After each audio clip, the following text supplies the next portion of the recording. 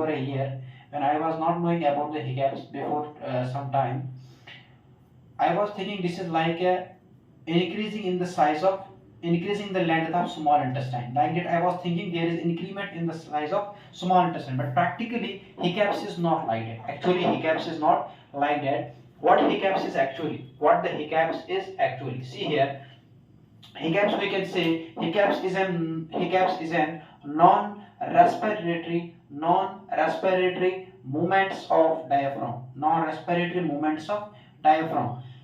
So non-respiratory movements of diaphragm means, suppose this is a human being, this is a human being, this is a human being, we will consider this as a human being. See here, this is a human being that we are considering here. Suppose this is the upper, this is C. In case of human being, this part is the abdominal part. Suppose this is the neck, this is head, you all know this is head. Okay, this is a human being. Suppose this is a human being, and there will be a larynx, then trachea, and trachea will divide into right and left bronchi. Trachea will divide into right and left bronchi. See, the right and left bronchi will enter into the lungs.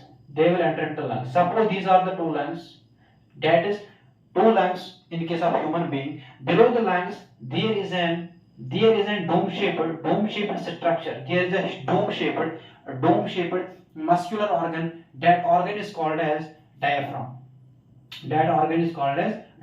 This dome-shaped muscular organ below the lungs is called as diaphragm, and this diaphragm is at the thoracic cavity but not in the abdominal cavity. Remember this point, it is not at the here will start abdominal cavity. It is present at the thorax below the lungs. It is called a diaphragm. Diaphragm is a muscular dome-shaped organ that has role in case of respiration. So it is the main organ in respiration. Sometimes this question was asked. This question was also asked in one entrance examination, that suppose if an accident happened, if a road traffic accident happened, and the patient is having injury in the diaphragm, the person faced injury in the diaphragm, what will happen?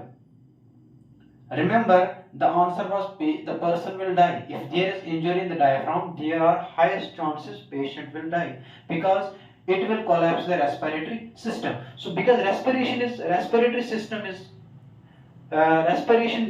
that is going on, inspiration and expiration, the inspiration and expiration is because of diaphragm. Diaphragm helps in the inspiration as well as expiration. Whenever there is inspiration, diaphragm will contract. Whenever there is expiration, diaphragm will expand. So this inspiration and expiration is a role of diaphragm in case of respiration. But what happens, actually I was explaining the hiccups. In hiccups, what will happen, that this diaphragm, in case of inspiration and expiration, diaphragm is doing involuntary function. There is no we are not controlling the diaphragm to help in inspiration and expiration, is involuntary. Similarly, there is an involuntary movement of diaphragm. Diaphragm will involuntarily show contraction. So the involuntary contractions of diaphragm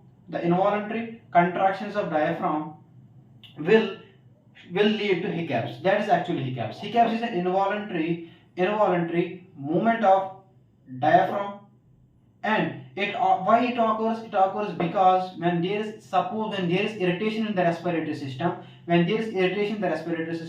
this diaphragm contracts involuntary, and those involuntary contractions have no role in case of inspiration or expiration. In case of inspiration or expiration, because this involuntary contraction is different from the contraction that occurs during the inspiration. So this is called a hiccup. So hiccups is an involuntary contraction that has been shown by the diaphragm. This diaphragm, it is a dome-shaped diaphragm. This is called a diaphragm. It is a dome-shaped muscular organ. It will show what involuntary movements. It will show involuntary movements. These involuntary movements are called as hiccups. I hope you are understood. And how can we control these hiccups? The best thing is we can hold the breath. For 5 to 6 seconds, approximately 6 seconds we can hold the breath, so that this hiccups will halt. This hiccups will be reduced. So this is called, this is how we can prevent that. Is another one more thing is, that is when we are eating, suppose one more I will show that also.